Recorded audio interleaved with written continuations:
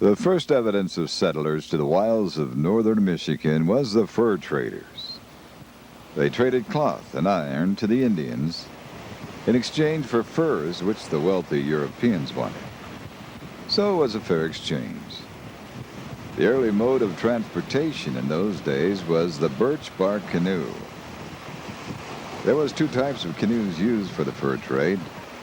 The small 26-foot long one paddled by 6 men, and the canoe de matre, French for master canoe, which was 34 to 36 feet long and paddled by 9 to 16 men. It hauled between 3 and 4 tons of cargo and was used on the open Great Lakes and rivers. The French and Indians in this type of vessel were the first to come to the shores of Sturgeon Point. It was in the mid-1800s that settlers came, and the need for a lighthouse was realized. Away up on the Lake Huron shore,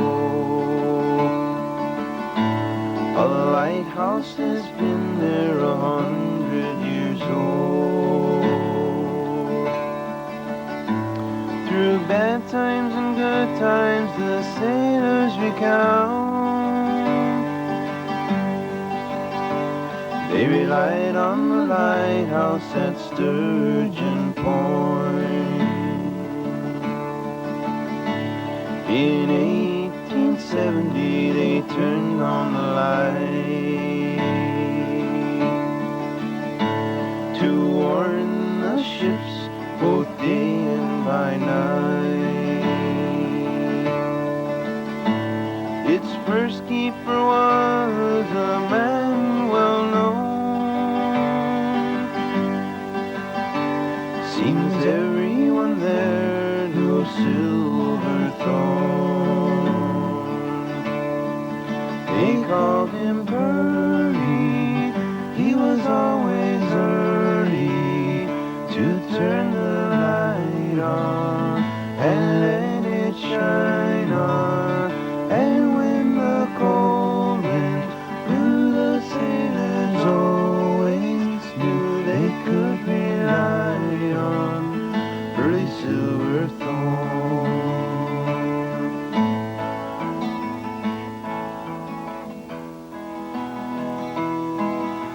In 1866, a recommendation was made to build a lighthouse at this point, and efforts began in 1867 to secure title to the site for construction of the light. A 60-acre parcel of the land was purchased from John Sabin for $700. Construction was completed in 1870. There were a number of dangerous reefs that stretched out into Lake Huron, and one that extended out nearly 1 mile got its name from the prehistoric sturgeon fish that spawned in the area and tore up fishermen nets. Open season was declared on the sturgeon. Hundreds were speared, and their carcasses were stacked up along the reef like cordwood. When the wind blew toward shore, the residents would have to close their doors because of the smell. The first lighthouse keeper was Pearlie Silverthorn. Pearlie Silverthorn moved here in 1854, and he set up a fishing station just north of this area. And he, even though he was older than lighthouse keepers were selected, he knew the area so well they chose him to be the first lighthouse keeper. And as lighthouse keeper, he had charge of the lighthouse, and he kept, if there were any shipwrecks in the area, he had charge of the shipwrecks until the cargo was claimed. He remained lighthouse keeper until 1876, when they set up a life-saving station. He thought it was more exciting, so he decided to become the captain of the life-saving station. It's almost like you can feel his presence here today.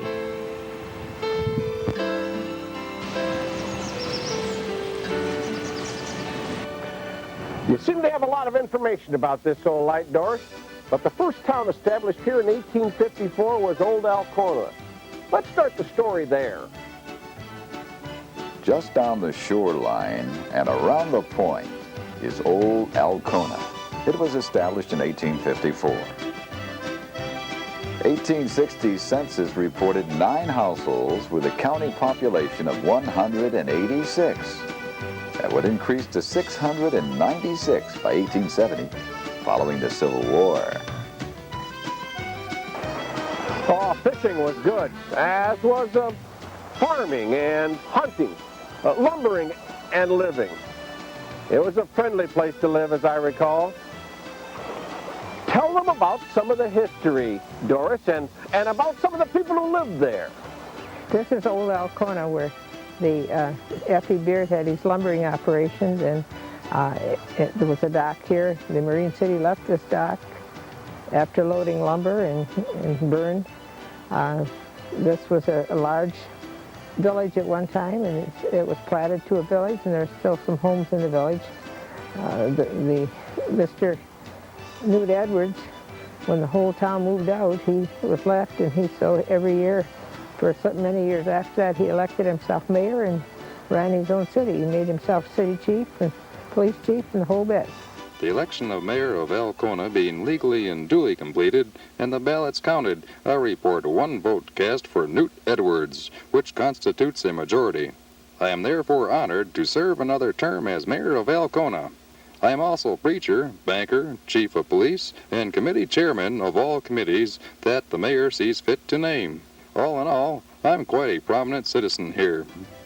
He stayed here, run the town until he was in his 80s and had to be moved to a nursing home for his last few years. The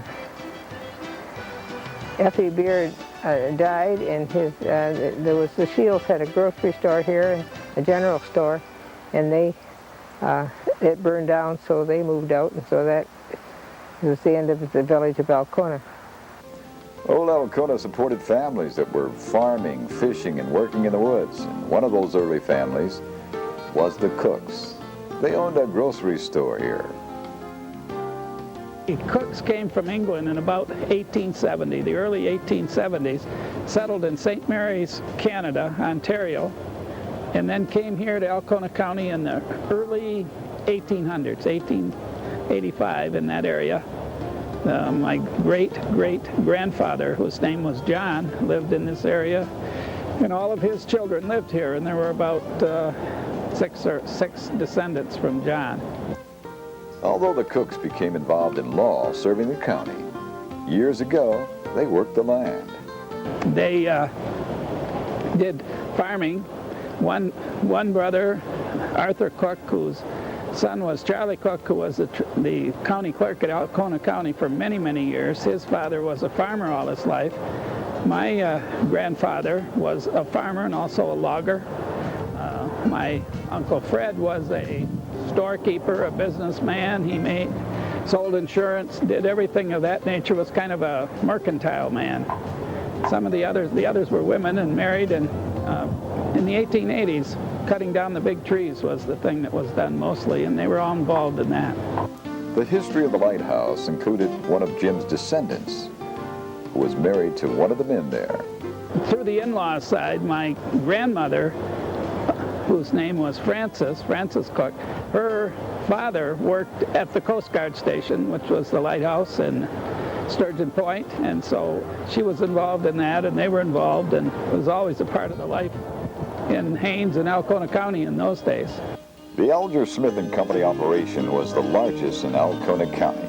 They were located here on the spot at Black River, where the river empties out into Lake Huron. Alger Smith and Company owned 2 tugs that hauled timber. The Alger Smith and Company built a huge docking facility on Black River that held 40 acres of logs. Lumbering was big business back in those days. Lake Huron was a busy waterway. Timber was towed down the lake while passengers were carried up the lake to settle in Alcona County. The 1811 Alcona County Review gives an indication of lake traffic back then. The number of port calls by ships that season: the steamer Nashua, 27, the Saginaw, 29, Flora, 29, Keweenaw, 29, and the Pearl, 31. As settlers came, lake traffic continued to mount, and the United States Congress recognized the importance of lighthouses. The primary reason was to mark dangerous points along the way. They also kept track of steamers and vessels along the shipping lanes. Many of those vessels started out on a clear day, then met with disaster, some never to be heard of again. In July of 1867, work began on the Sturgeon Point Lighthouse. The tower and residence for the keeper was constructed, and for the most part remains unchanged even to this present day. Yep, it looks just about the same. It was built on a foundation of limestone, 7.5 feet high, 4 feet below the surface. Now, brick was used in the base, 4.5 feet thick. It's 16 feet in diameter. Now, if you look up from the height of it, from the base to the top of the ventilator ball above the lantern is 70 feet, 9 inches. The inside was plastered. I remember it was originally painted yellow. Now the cast iron stairs has a pipe railing. As we go up, you'll see that there are 3 landings before the lantern deck.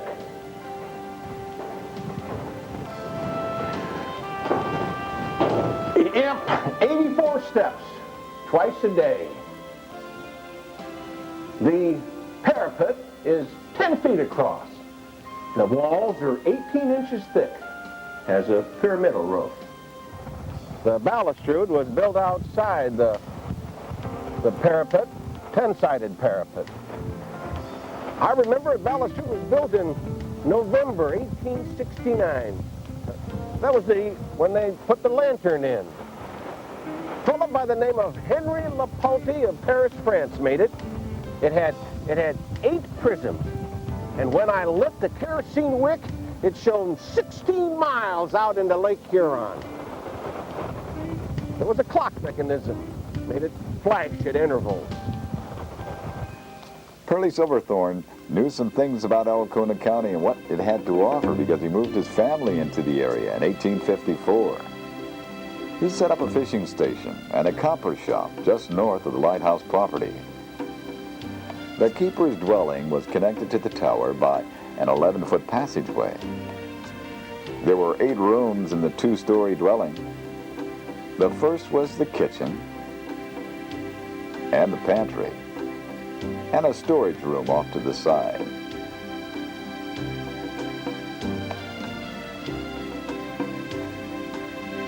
It had a dining room and a parlor where they entertained.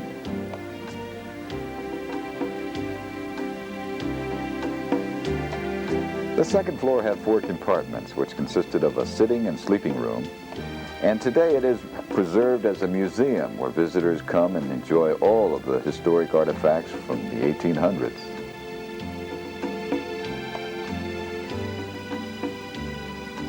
When Pearlie Silverthorne moved into the lighthouse in 1870, he was 40 years old. His wife Caroline was 38, and they had 4 children. Addison was 12, Lydia 8, Jane 6, May was 2 years old.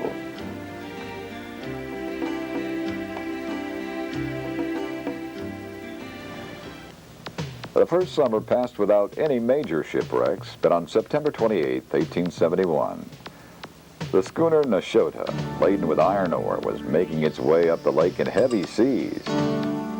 The keeper watched as the ship rolled in the waves. She was laboring about 2 miles east-southeast of the lighthouse. Pearlie Silverthorne said she was breaking apart and sinking.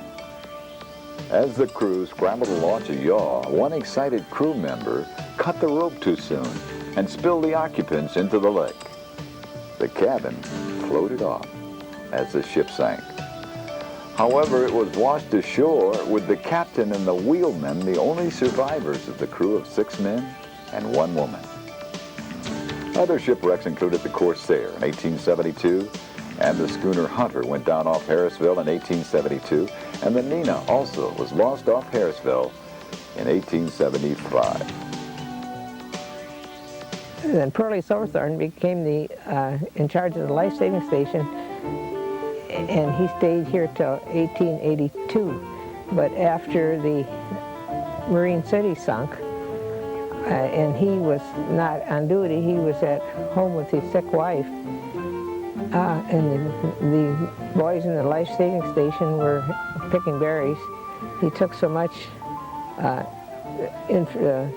criticism that he decided to resign, so he resigned from the life-saving station. Now, it's a life-saving station that drew a lot of people from the town because they had drills on Tuesdays and Thursdays, and the Tuesday drill was very impressive. It consisted of launching the boat, pulling oars for 30 minutes, deliberate capsize the boat, right it, and continue. And basically they rescued 6 people within 600 feet of the shore. Pearlie sold property to married surfmen adjacent to the lighthouse property, so families could live close by. Silverthorne was stung by criticism over the Marine City disaster, so he resigned in 1881. His son Addison lived in the lighthouse and later worked as a member of the life-saving station. This is a picture of my grandfather, taken about the time he died, I believe. Addie Silverthorne, my grandfather, was born at Sturgeon Point in August of 1857, the son of Pearlie Silverthorne and his wife. He was one of the first white children born in Alpena County. Pearlie, his father, was the first lighthouse keeper of the Sturgeon Point Light. Addison joined the life-saving service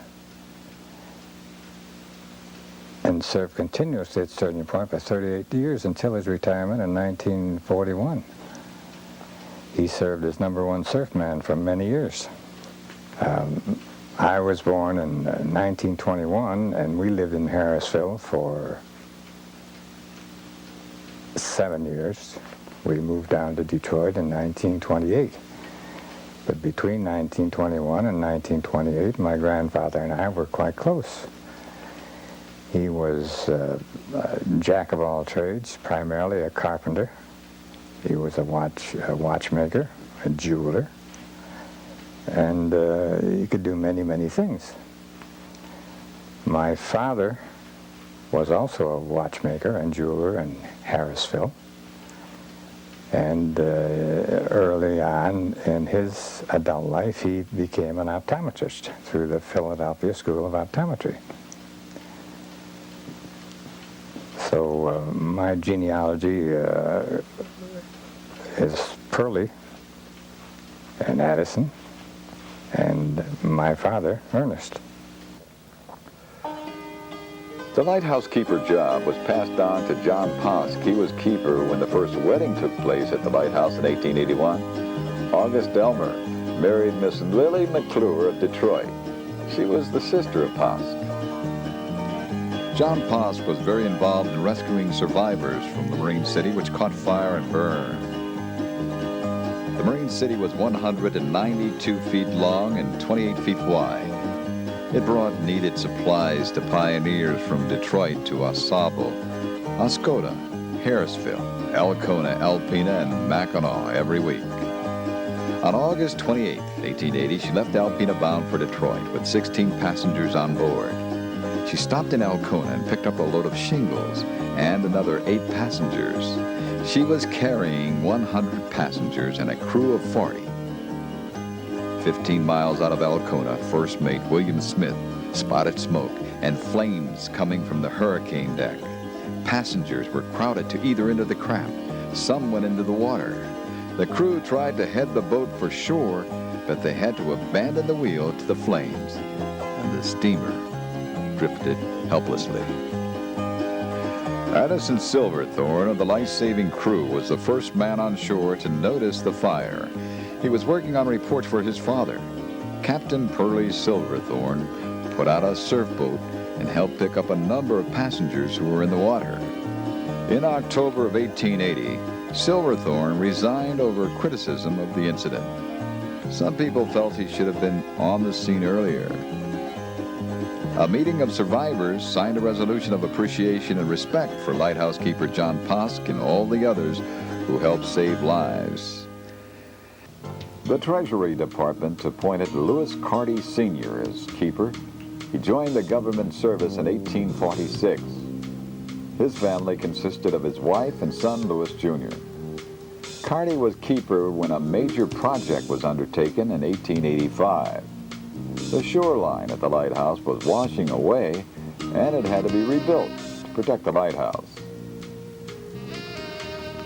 In September of 1885, a crew of men were at work building a new pier for the protection of the tower foundation. George L. Culwell, a lumberman at Harrisville, furnished 50,000 feet of timber for that construction. James Henderson, who was captain at the life-saving station, and Lou Carty Sr., lighthouse keeper, were busy for the next few years supervising construction of the breakwaters and cribs to protect the lighthouse. It was a busy time during that period. Captain Henderson was in charge of the life-saving station. The career surfmen then were Addison Silverthorne, Lou Carty Jr., William Hilliard, Sam Newell, William Huggle, and Laughlin McKinnon. The crew trained regularly because they were expected to dress and launch their boat in 3 minutes when a disaster call was received.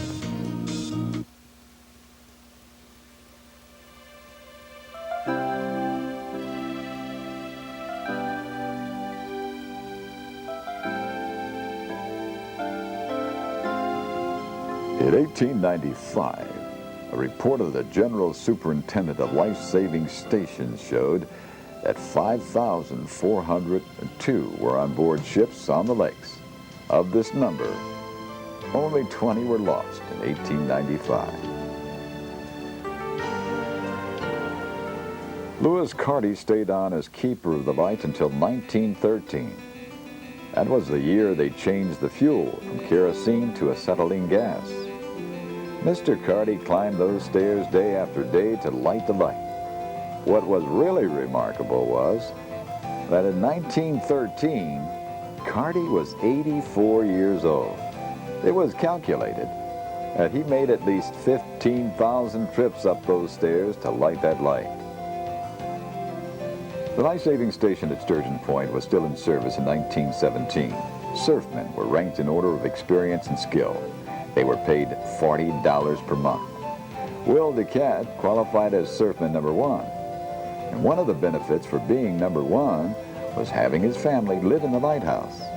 A descendant of the DeCat family still lives in Tawa City, Michigan. He is Herb DeCat. He has some fond memories of those days. I was 2.5 years old, and my mother died at that time. And my dad got out of the Coast Guard, and I went to live with my mother's brother, who was Claude Burroughs. And he was in the Coast Guard, and we were stationed at Ludington, Hammonds Bay, and then back in this lighthouse. And so that means that I lived here twice. And I lived here then from the time I was 5 until I was 8, and then my uncle died, and I left here. But during that time, I went to school here and had a lot of fun playing with all the kids from the other families, so the Teeples and Olsons and Elmers, Smalls. Dave Small was the lighthouse, or the Coast Guard captain at that time. He was in charge of the Coast Guard station. Well, this finger is quite a bit wider than the rest, the one on this side, because it's a big steel trap door at the top of the tower. And we used to go up there all the time to play, and then you had to close the door when you came down, and I was closing it, and it slipped out of my hand and came down and smashed my finger. And I hollered real loud, and my aunt met me halfway up, but I never stopped. I came right outside. And the bad part of it is that night she took me to the movie, and one of the foster women that lives between here and Harrisville, some time while she was getting in the car or something, I got the other finger in the door. So I had two smashed ones while we're going to the show that night. I had two black fingers. Fern DeCat married William Olson in Harrisville in 1916. Olson had the distinction of being the officer in charge when the Sturgeon Point Life-Saving Station was officially closed in 1941. That was the same year Olson retired from the service. There were other Alcona County citizens who served at Sturgeon Point. William Hugo in 1883, William E. Holmes, 1916, Wallace Teeples in 1923. The Teeples were among the first settlers in the area, and George Wilson, who's retired, talked about his ancestors. Naturally, I was walking 2 miles of school out there, and I can remember sitting in the chair in the kitchen there when they called up and wanted to know if they appointed him to fill a vacancy here in the sheriff's department, if he would take it. And I remember my mother and him, and she was telling him to accept it because it'd be so much better for the kids to go to school, because the school was only about a block away. And so I always went to school here in the high school, the old high school they tore down. But the only trouble is that I didn't have to get up till the first bell was ringing. I only had to go half a block. Of course, I've always raised here at the old courthouse and all that. My dad was the sheriff there, and I always played around the courthouse and the old courthouse tower and all that, and all the initials carved in the wood up there. And one of the most famous families associated with Sturgeon Point and Alcona County was the Keilers. George Keiler lived at Black River and joined the life-saving station in 1885. George and wife Anna had a daughter named Edna who was born in 1892, and in 1898 their son Hazen was born. It was Hazen who grew up in Alcona County and became famous as a Major League Baseball player. Kai Keiler was the hero of the 1925 World Series. It was he who hit a double, driving in the winning run for the Chicago Cubs. Kai also homered in the 7th inning in 1932, clinching the pennant for the Cubs, who went on to win the World Series against the Pittsburgh Pirates. Keiler was inducted into baseball's Hall of Fame at Cooperstown, New York, January 28, 1968.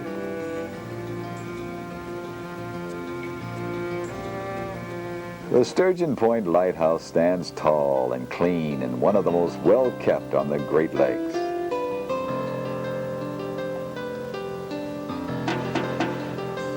Bill Hansen is one of the volunteer hosts at the lighthouse.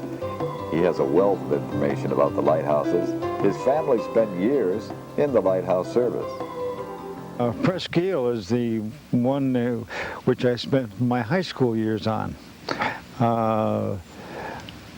The only thing different about that than living on a street in a town is I used to room and board in town because the roads were not always passable in the wintertime.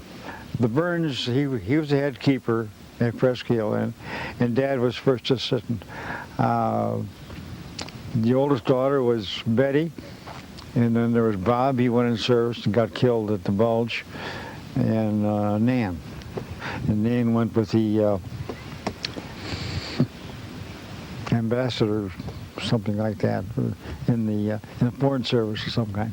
I still say Alcona Historical is the one that should receive the applause, because they hours and hours of TLC, you know, getting anchors, getting the windlass, getting the capstan, getting the stuff here, getting the boat over here, just to make it more lighthousey. Because there isn't very many lighthouses that is this well furnished. Yes, Doris, there are great memories here. And if I had my life to live over, I would live here in Alcona County, where this beautiful light still shines out over Lake Huron. So you keep telling folks about our lighthouse, Doris, and when they come, I'll be here, and so will the light at Sturgeon Point. Times the sailors recount. died on the lighthouse at Sturgeon Point. In 1870 they turned on the light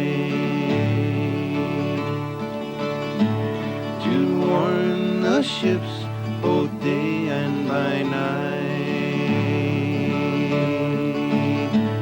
Its first keeper was a man well known.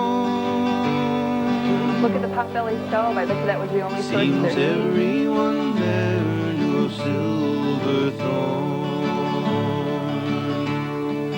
They called him Birdie. He was always early to turn the light on and let it shine on. And when the cold winds blew, the sailors always knew they could rely on early Silverthorn. It was So that's Curly Silverthorn. for sure You can almost feel the old man's spirit here. that kept him warm and so secure. As more folks came and settled there,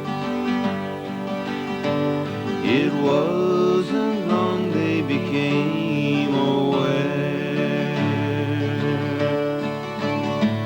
that the gales and high winds and jagged rocks won't stop the progress they started at Sturgeon Point. A life-saving station was built at that town, and the man that ran it was Silverthorn. The times have come and the times they have gone, but the story of Birdie remains in this song. His family and history will always recount the stories of the lighthouse at Sturgeon Point,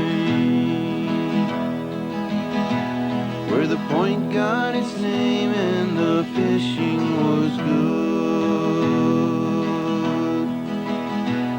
and the sturgeon they caught was stacked up like cordwood.